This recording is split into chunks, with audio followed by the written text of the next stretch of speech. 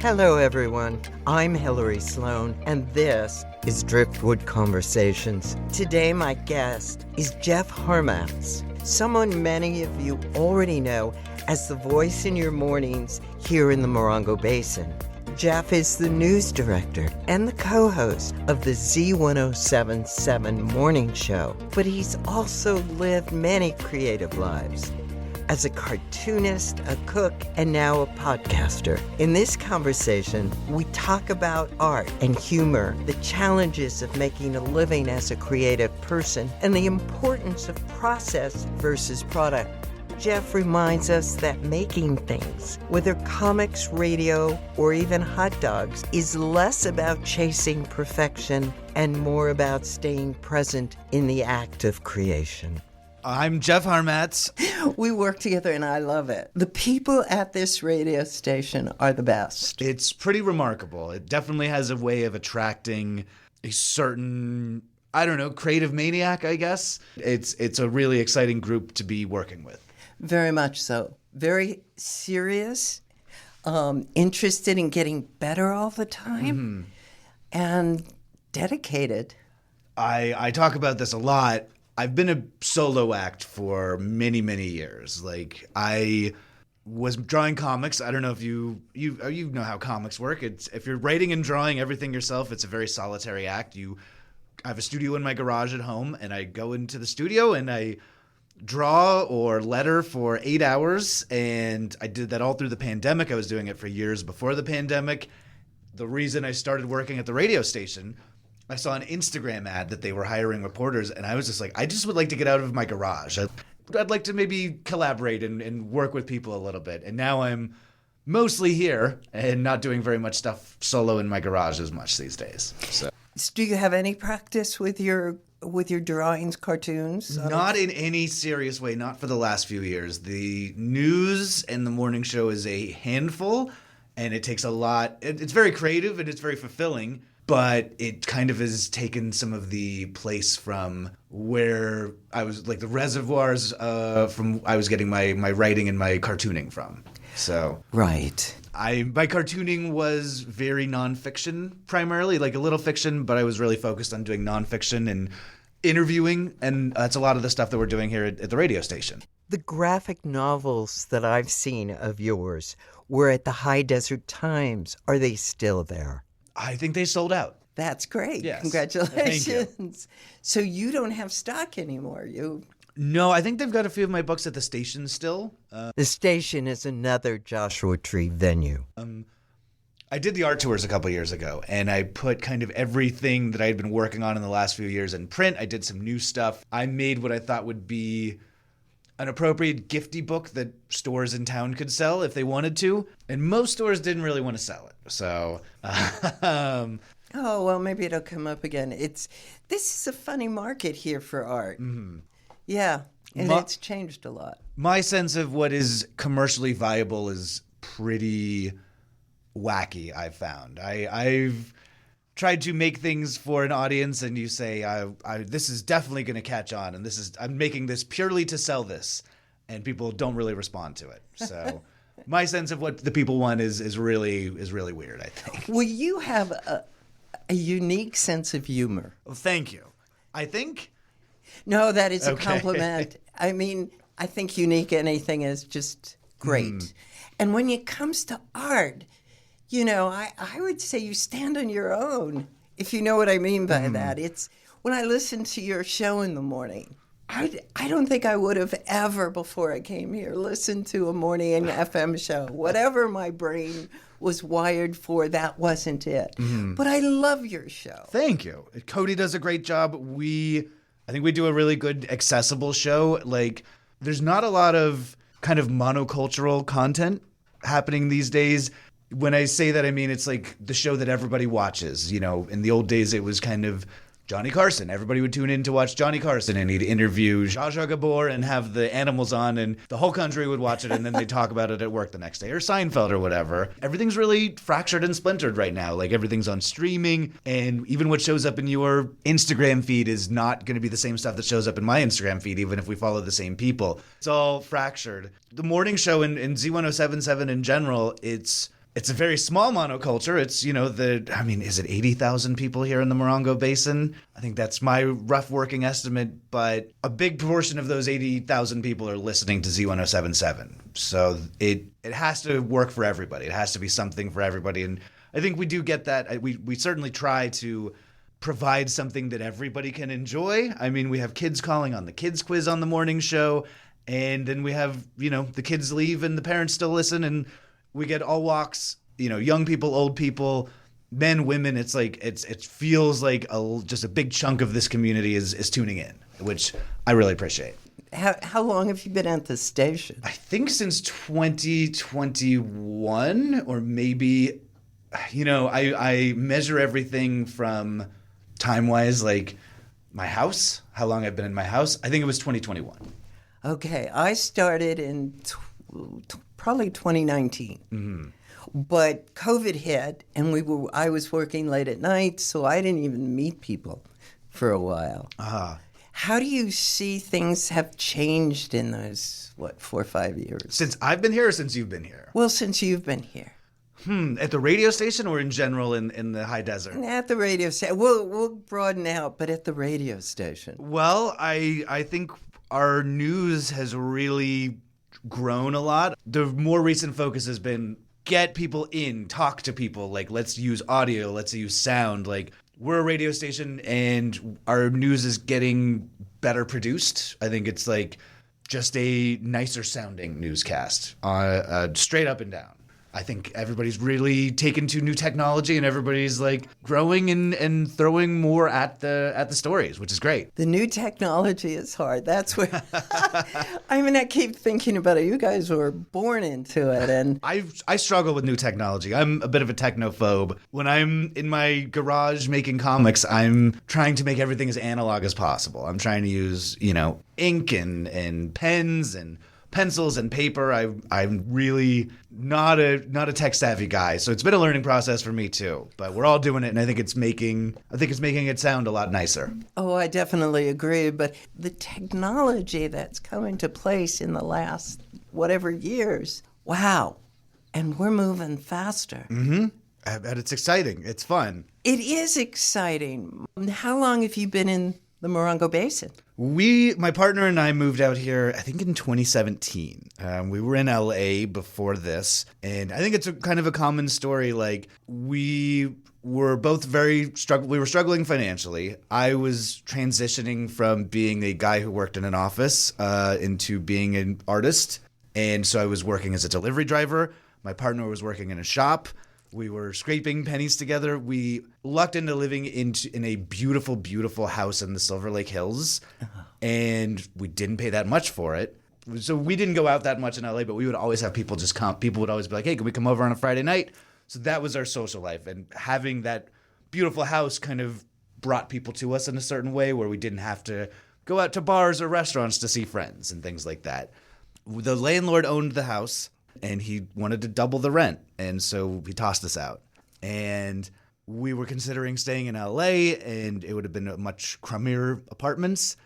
And I kind of said, I want to move. Let's move for a year. Let's go somewhere for a year. And we came. I begged my partner. I said, just come out to Joshua Tree. Let's just look at a few rentals. Let's see how it goes. And we found this enormous big house in Friendly Hills that was cheaper than what we were paying for our nice house in LA. And I said, let's do this for a year. The house is nice enough that people will come visit us and they can come stay with us. And we'll just have an interesting year, and then we'll move back to LA if we need to. And we never moved back. We loved it out here. After 4 years, that house sold out from under us, and we decided we should buy a house so we can stop getting kicked out of our place. That's a good idea. Yeah. So did you buy a place? Yeah, we bought a place in 2020 in Yucca Valley. Oh, so nice. It's great. It's the first house I've ever owned. That's fun. It's fun to own a house, exactly. Right? Yeah. I was fixing plumbing all weekend. But well, yeah. You can't call the management company to send somebody over to fix it. So. Oh, I know that one. Mm-hmm. Yeah. So I fixed up you've seen my place. I fixed up a homestead and a garage, and it's constant maintenance. Yeah. Just constant. And half the time I'm hiring somebody to fix what the last person Oh, did. I have not had that experience yet. So, Well, good. yes. Good. You might have more of a real house than I do. How long did you live in L.A.? Where'd you come from? So I grew up in Long Beach, and I went to college, lived in Long Beach my whole life. My dad has deep, deep roots in the Long Beach area, and my mom's from Southern California also. Grew up in Long Beach, went to college in Claremont, so always been a Southern California boy. Moved to New York after college and worked for newspapers in New York. So that's kind of my journalism background. Oh, wow. What papers? Nothing you would have ever heard of. I mean, I always describe it. It's very interesting. Well, I work for one real, can I cuss? Yeah, Okay, sure. real shitty, awful newspaper. That was my first job out of college. Then I kind of went to a more legitimate newspaper where it's this feeder system for journalists in New York. Like, there's all these weeklies that are like covering stuff. They come out once a week, but they cover like local community board meetings and your local counselors and stuff like that. And it's kind of a training ground for journalists. So a lot of the people that I was working with at my newspaper or at the competing newspapers, they all write for the New York Times or the Daily News or the Washington Post. Like, it's kind of a little bit of a training ground. Oh, that's great. And I didn't thrive in it. I was partying a little too much in New York. So New York's a whole nother thing, isn't yeah, it? because you were in New York for a while too, right? Yeah, I was born and raised, and I didn't know you were born there. yeah, I was born there. We moved to the Valley, San Fernando Valley, when I was 14, and then I went back when I was 18. So I Okay. spent my 20s in the city. Awesome. I was there from 21 to 25, so not a ton of time, but some formative years. Oh, definitely, definitely. I remember a friend coming to visit me, and she was from LA, and she was a horse person, and I said, "Well, you know, when we're in LA, you teach me how to ride horses, and when you're in New York, I'll teach you how to go to the Chinese laundry." And that was our deal, because it's a whole skill. Yeah. How to survive in New York, how to make it through the cold and the wind. That was a big, the cold and the wind was the big learning curve for me. So. It definitely is. What were your aspirations in those years? You know, I've always drawn comics. I think I just wanted to be writing for a living. I don't know if I think I do a good job with the journalism here, and I like to do nonfiction and that sort of thing, but I'm not the hard-nosed journalist that perhaps you might want, getting in your face and saying, well, what about this senator? I don't know if that's exactly my speed. And I just wanted to be writing, and that was I learned how to do journalism, and I learned how to meet deadlines and how to write, more so than I did in college. So be concise. I think I'd like to think I'm a curious person, but I definitely am not. There's a confrontational nature that I feel like I'm lacking. That's investigative. That's Yeah. different than I think we're doing. I mean, I don't think I could do that either. Well, we do have some people on the team who are definitely able to do that confrontational kind of reporting. That's part of the fun of working with a team, is that the things that I'm not so strong at, other people are very, very strong at. Right. And if they're doing the meetings, I mean, those meetings were challenging. Yes, very much so. Yeah, I did quite a bit of it. That was a learning. What now? Do you have plans? Do you have? I don't know. I'm kept very busy here. I'm trying to pick up some other side projects and try new things. I put out a Christmas song last year, which was a brand new one for me. I wish, if I could do it all over again, I wish I was I used to say I'd like to be like a guy that plays piano at the department stores. That just seems like a really nice, pleasant job. I have no musical talent. I used to play cello, and I was pretty good at it. I think I was as good as you could be at cello without having much musical talent. And I teamed up with some much more musical friends than me to put out a Christmas song last year. That was very fun. What was it called? It's called The Christmas Mash. Can you still get it? It's available wherever you can get music. Okay. So, yeah, The Christmas Mash by Jef Harmatz. It's a Christmas version of the Monster Mash. Oh, cool. So Oh, that's great. But I'm trying to, maybe I take it too much to heart. You've heard it's like a saying, like, do something that scares you every single day. Being on the radio is scary. It's very scary to go and talk into a microphone. It's scary to do a podcast. I know that you are not resting on your laurels and constantly pushing. I started a podcast recently as well, and that's the new scary thing that I'm doing this year. I just always am trying to figure out creative projects. I have a comic that needs to be finished. I was serializing for a while online, and I was in the, last 100 or so strips of it, and I got derailed by doing this and picking up some other art projects and things like that. Every year I say I want to draw a little bit more comics. I don't know if we want to dig into it, but yeah, dig into it. I think there's I recognize that I'm never going to be the cartoonist that I want to be. I think my strengths perhaps lie elsewhere. I very much enjoy making comics, and I think about making comics all the time, but I'm not hitting the marks that you set for yourself. As a creative person, do you feel like you kind of know it when you're not hitting it where you want to be hitting it, right? Yeah, that's really interesting. I'm so glad you brought this up. It wasn't until I started doing the podcast that I feel like I landed in my life. The photography's okay, but I'll never be Avedon. Mm-hmm. Because I think I was focusing on being a great photographer or a great this or a great that, great stylist, great costume designer, and it didn't happen. And when I finally let it go and doing the podcast, I get to connect with people, which is what the radio is about. And then all of a sudden, all those other things are tools to connect. Yeah. All those experiences. Is that fit for you? I think so.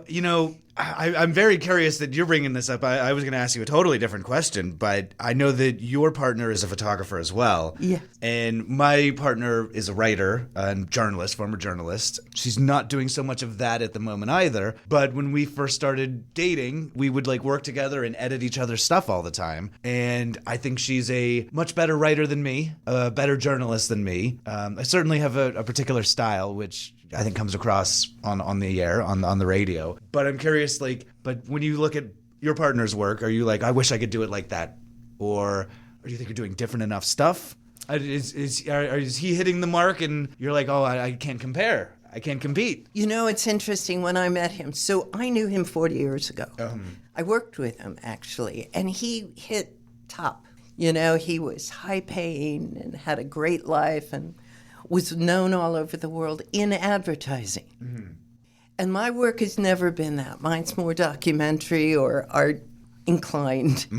But I was so insecure about my photography when we met. And sort of being with him now, I care less and less about the perfection of it and more about doing it, if that makes sense. Yeah, I'm trying to get there in my practices, I think. And I especially with drawing and comics making, I was always trying to hit a goal. And same thing with doing radio. I'm I work really hard in the mornings and I really try to be as funny and gregarious as possible and engaging, but I don't know if I'm satisfied with the job well done more than I'm satisfied with doing the work. And I'm trying to recalibrate my brain a little bit so that I am enjoying the process of the work a little bit more. And I think that's important. I think it's really important. Do you think that's maybe a sign of age? I don't know if it's age or not. I'm working on myself a lot in the last few years. I'm doing a lot of therapy at the moment, and that's definitely something trying to be a bit more present. A comics page is write it out ahead of time. Generally, this is my process at least. Write it out, rough it out, and then you do light pencils. You do the letters, you put the words on the page, which is its own practice, using a special pen to do the nice letters that are very readable. And then you go in and you do the ink on it or what have you, or the paint or the color. And then it's a lot of steps. And I always struggled with all of that work. It's hard for me to do it. I never felt meditative, I guess. You're never lost in the work. And I love the comics I've done, but you never get in that headspace this is the part of the thing, this is what I'm getting out of it. I was not getting the work, I was getting the satisfaction of the job well done, if that makes sense. That makes perfect sense. And I think that's a great place to be. I think we're so trained in our society to hit a goal, to be the best, to make 100,000 a year or 200, whatever it is. And that's changed. We've been let down. We're not going to do that easily anymore. So maybe it is coming back to the core of us, to the heart of us. If you love doing it, then what else is there? Yeah, that's the thing. They say that art should be done for, I guess I've always wanted to be a commercial artist or a commercial writer, and I'm trying to I turned 40 a couple years ago, and I'm trying to figure out how to make the things just for the sake of making the thing, which I think is more of an artistic approach to it. I enjoy making radio, but I'm trying to enjoy the presence of being in the room and doing it at the time more so than, we do the show from 6 a.m. to 10 a.m. and leaving the room at 10 and saying, okay, that was a good show. It killed me to make it, but it turned out great. So. Killed you because just the hours and the hours are challenging, but I just put a lot of work. It's hard, it's mentally sweaty work to do a show like that, to talk for 4 hours. It's a unique challenge. So talk about your podcast. It's very unique. First of all, give everybody the title. It's called Clean Up on Aisle Podcast, The Dirty Truth About Grocery Stores. And a friend has been pitching this. He's been wanting to do this with me since before I was in radio even. We used to live together in New York, and he just moved to the high desert. And it seemed like an appropriate time for us to do the podcast. So it's about grocery stores. And we pick a particular topic and talk about that topic. So our first episode was about rotisserie chickens. Do you incorporate a lot of humor, or are you serious about it? My partner and I do a lot of research, and we bring guests on and say, you don't have to do any research. We're just going to do all the research, but you pick the topic. And it's really thoroughly researched, but hopefully there's some laughs in there. I think it's like a silly show. It's not very serious. It's not, we're tuning into NPR and we're talking in our whisper voices. It's hooting and hollering and telling, weird stories about grocery stores and stuff like that. But also, you'll probably learn something as well. So do you feel like you give yourself over to the podcast? How do you mean? I mean, can you let go of goals when you're doing it and just... I think I'm trying. I'm not there yet. My co-host has said, hey, you need to chill out and stop working so hard on making it funny and, doing all the stuff. I want everything I do to be very, very good at perhaps at the expense of my well-being. So I think age comes into that because I am generations over you. And yeah, I mean, I still work really hard. And when I'm photographing, and I'm going to do the music festival again this year, I'm already thinking, well, can I learn new skills? And what can I figure out? And what can I take with me? And what lens? And then there's limitations because of my age. I can't work till 12, 1 o'clock at night. Yes. So I have to relax. I have to just give over to it. And maybe that's the one good thing about getting older. There's, as my dad always says, it's better than the alternative, which is not getting older. Yes. But I mean, you relax a little. I'm not there yet. I'm working on it. I'm trying to get there, but I ain't there. Well, I think this is a great conversation because there's so many people out there that are struggling. They're struggling to figure out what they want to do and how to do it and how to make money at it. How many artists do you know that are surviving off of their art? Yeah, it's really not that many. I know, there are some cartoonists that I admire who I think are doing awesome work, and they are making a small living out of it. I think, that's part of the reason people came to the Morongo Basin is that you could have a lower cost of living and be an artist. I certainly came out here to finish a big graphic novel that I was working on, but I think it's very hard to make money doing art. So I think you got to be able to figure out to enjoy the thing while you're making it. Exactly. Yeah. And I don't know if you can figure it out because there's so many elements. Again, you're worrying about the rent. You're worrying about what you're going to have for dinner. I think that's the thing with art. If you can throw yourself into it, and if you're worrying about if it's going to pay you, it's really a challenge. Yeah. Well, there's, It's not so much even the payment, because, and again, I definitely have been a commercial artist my whole life. I mean, comics are more of a commercial art than, say, painting, or perhaps, I know there's a lot of commercial components for photography. I was really trying to be a commercial artist. That was my objective for many, many years. That probably feeds into my mentality of like, well, it doesn't matter if I'm enjoying the process. It's about the result only. And I have some stuff I'm immensely proud of, and I'm so glad I did that for so many years. But it was hard. It was a lot of work. Guys that were doing advertising, they trained in film. Mm-hmm. So they couldn't just click the back and figure out if it worked. Exactly, yeah. They had to know where the light was coming from, what hour in the day, and how long it would last, and what the atmosphere was like. I mean, there are so many elements. Mm.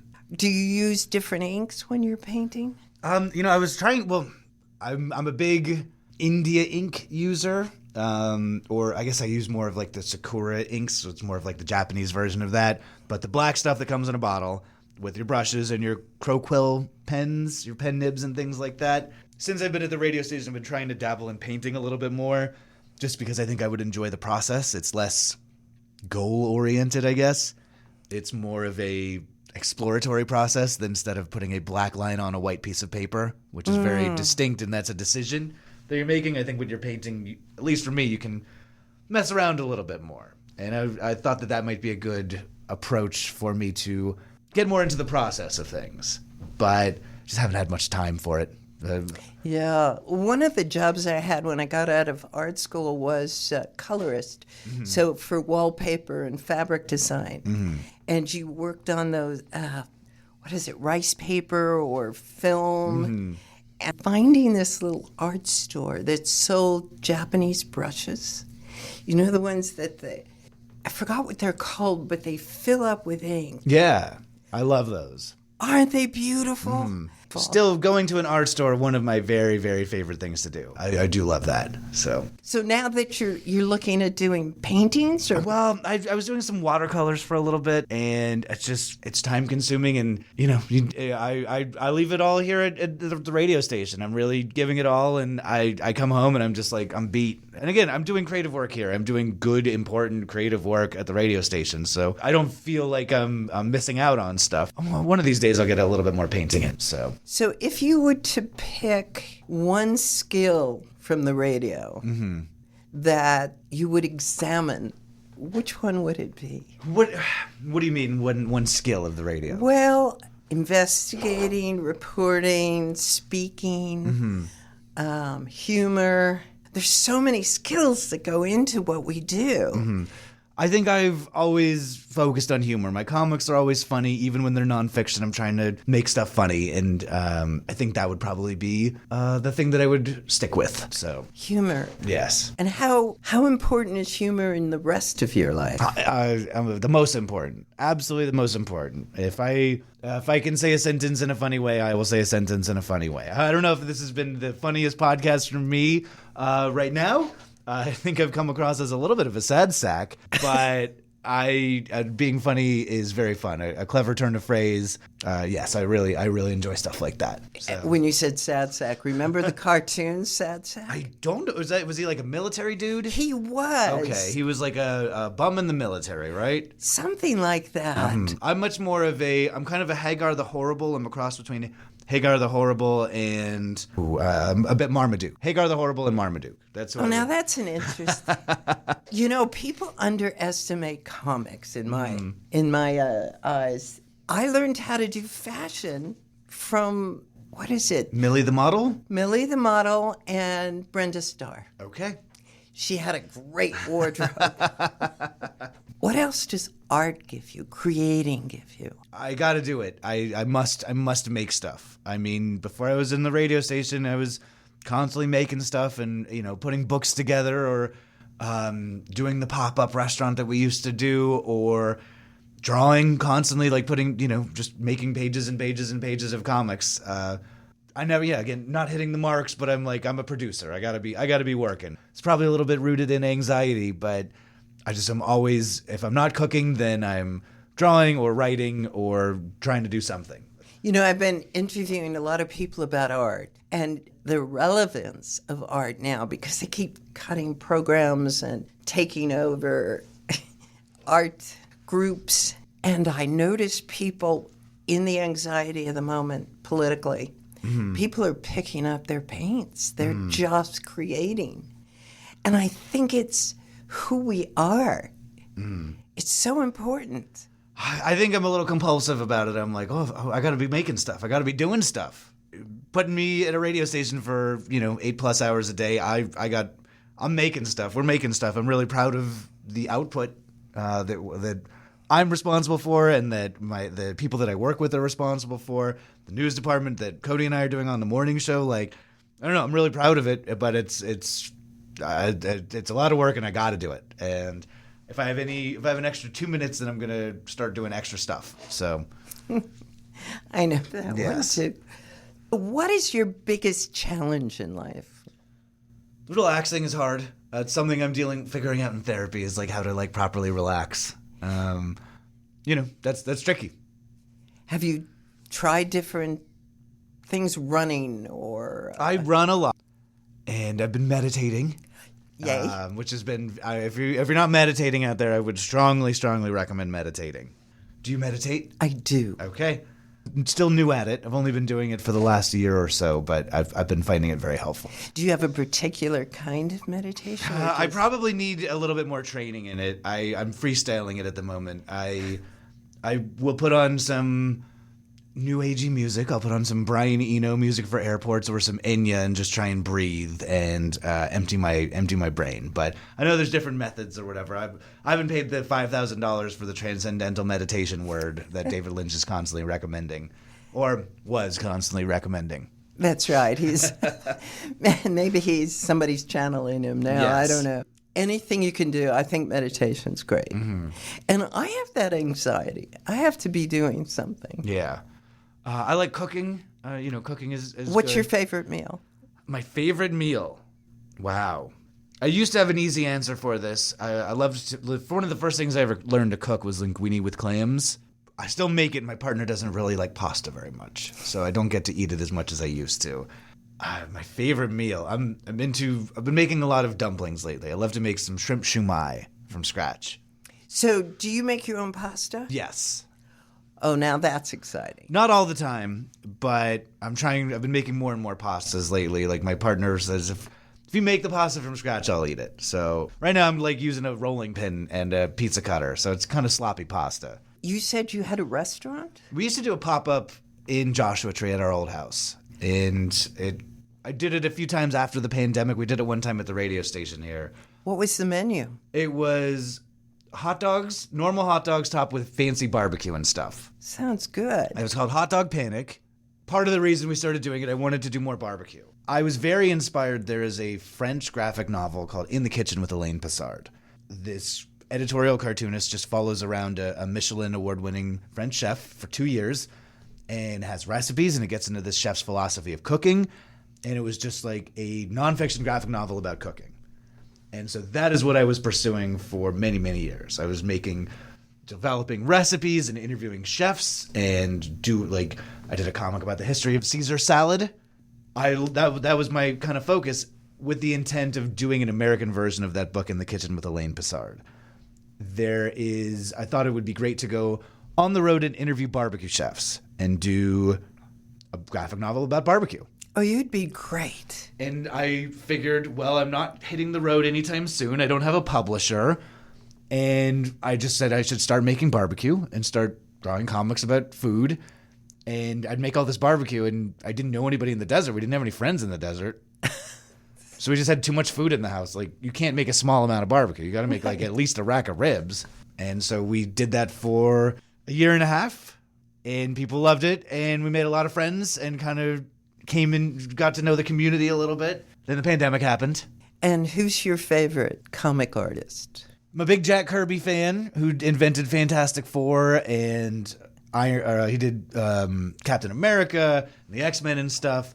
He's a really, you think of that as very corporate type comics, but if you actually look at his work from back in the day, it's really avant-garde, and he was cranking out 2 issues a month. He was doing, 44 pages a month, which is more than a page a day, which I'm very inspired by the craft and the art and also the cranking it outness of him. I really like Eddie Campbell, who is one of the innovators of kind of a type of autobiographical comic. He's Scottish, but he was in Australia for many years. I think he's back in America now, and he does a lot of nonfiction stuff. A lot of the comics are just about him hanging out at his pub.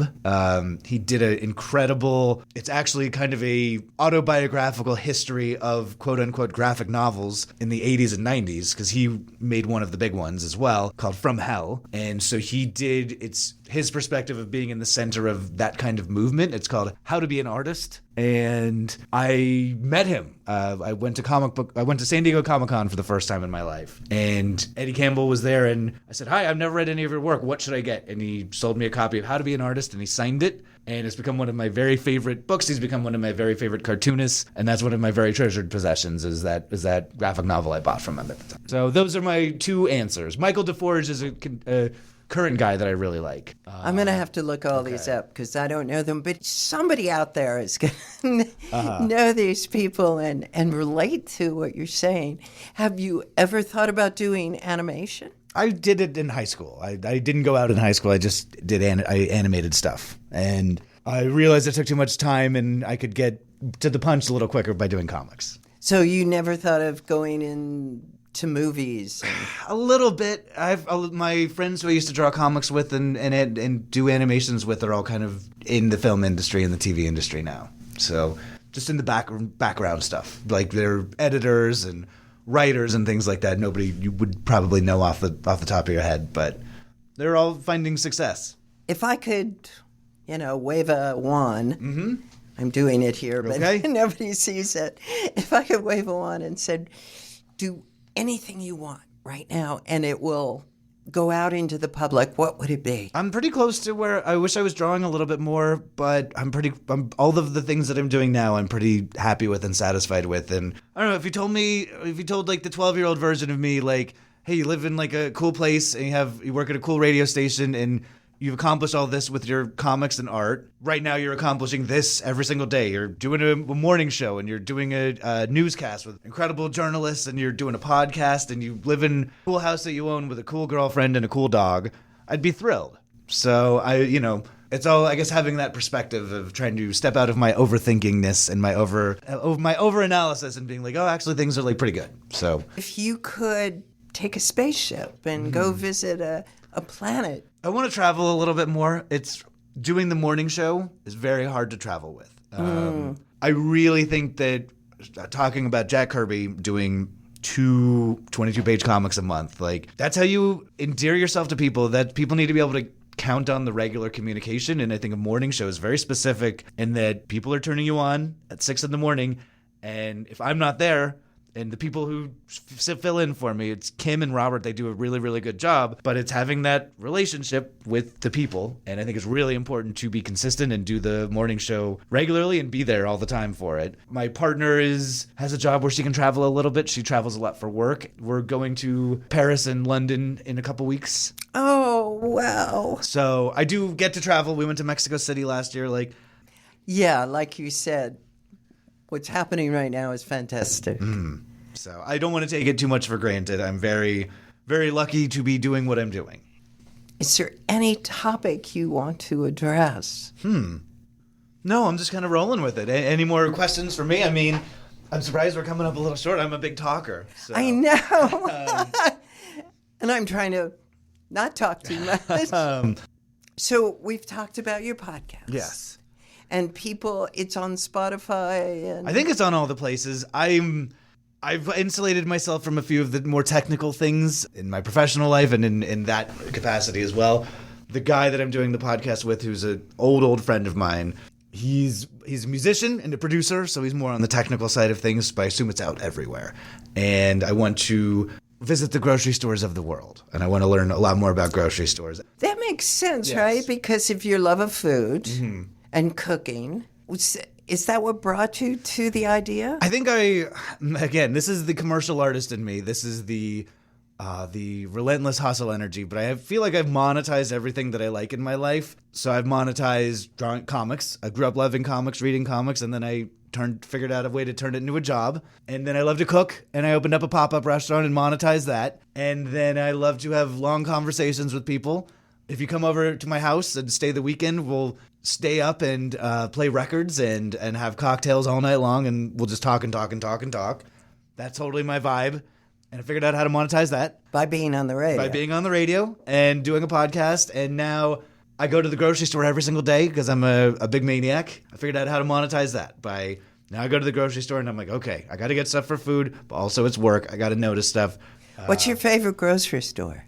Locally in town or ever? Ever. I have very fond memories. I mean, it's probably that childhood thing where you, like the first grocery store that you went to. Southern California grocery stores are remarkable. When you come from New York, as you did, was it a big change to see the massive, incredible, bountiful California supermarkets? Boy, I can't remember. I was 14 in that first, round coming here. But later, at 30, I just started to work so much. And I was a stylist. I was going to shopping centers. So going to a grocery store was hell.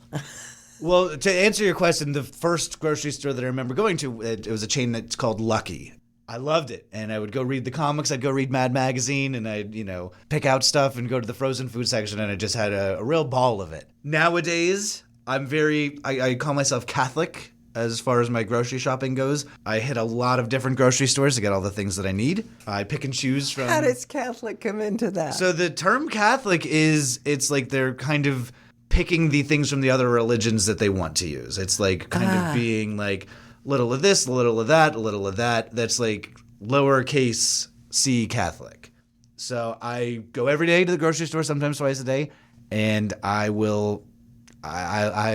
get different things at different ones. Do you go up here or down? I shop mostly up here. I've been going down the hill about once or twice a week, and I will hit one of the fancier stores if there's something that I need.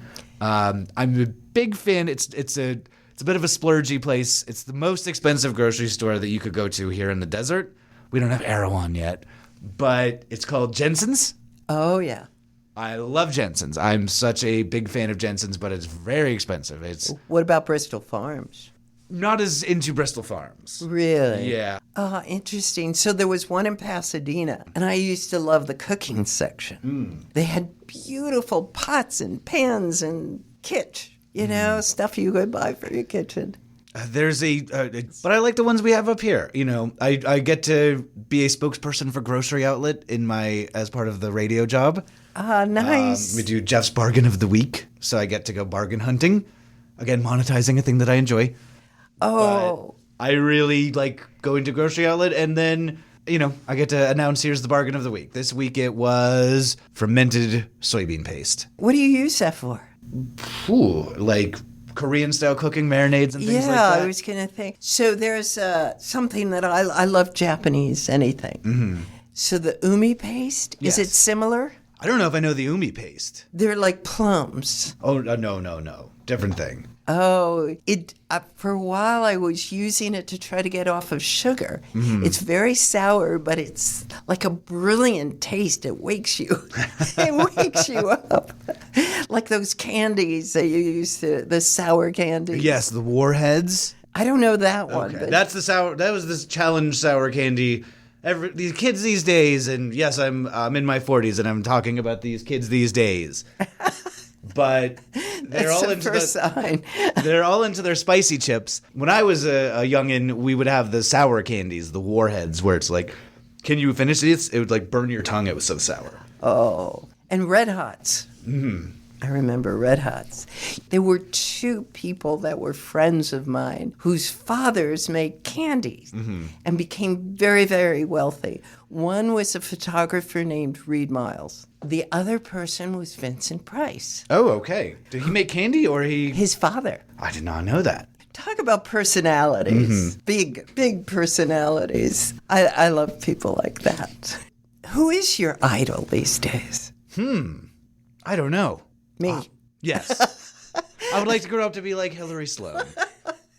I had a young woman say that to me. I was telling her when I come back next life, I want to look like her. And she said, well, I want to be cool like you. I went, I like that. That's there's a lot of cool people here in the Morongo Basin, a lot of cool people here at the radio station. So. Yes, very much so. And independent thinkers. So how do you be cool? By trying not to be too cool. Okay. Because I think I would fail if I tried. I have no idea what that means, being cool. But Vincent Price was cool. Tell me something to wrap up. Okay, here's where you can find me. Tune in to Z1077, weekdays 6 to 10 for the morning show with Cody and Jeff. Check out our news. You can see it online. You can listen to it as a newscast. That is Z1077FM.com. Or if you're in the Morongo Basin, just turn your dial. And check out my new podcast, Clean Up on Aisle Podcast, wherever you get your podcasts, with Adam Flagston. What about you going to have cartoons out, that comics out soon? Nothing I can promote at the moment. So okay, yes. Well, we're waiting. Yes, no cooking, no comics for the foreseeable future. Check out Third Eye Blind. I did a bunch of record covers for them. So, yeah, cool. I'm very proud of those, and they're a fun band. People like them. Okay. Yes. Thank you so much. Thanks for having me on. It's very fun to see you outside of work. Yes. Even though we're in work. Yeah, that's right. We were recording at the studio. Yes. That was Jef Harmatz, radio host, podcaster, artist, and all-around creative force in the Morongo Basin. What I loved about this conversation is how it returned again and again to the tension between striving for results and simply doing the work because you love it. It's a reminder I need often that the real gift is in the making, not just in the finished piece. Thank you for listening to Driftwood Conversations. I'm Hillary Sloan. Until next time, may your work, however it takes shape, bring you back to presence.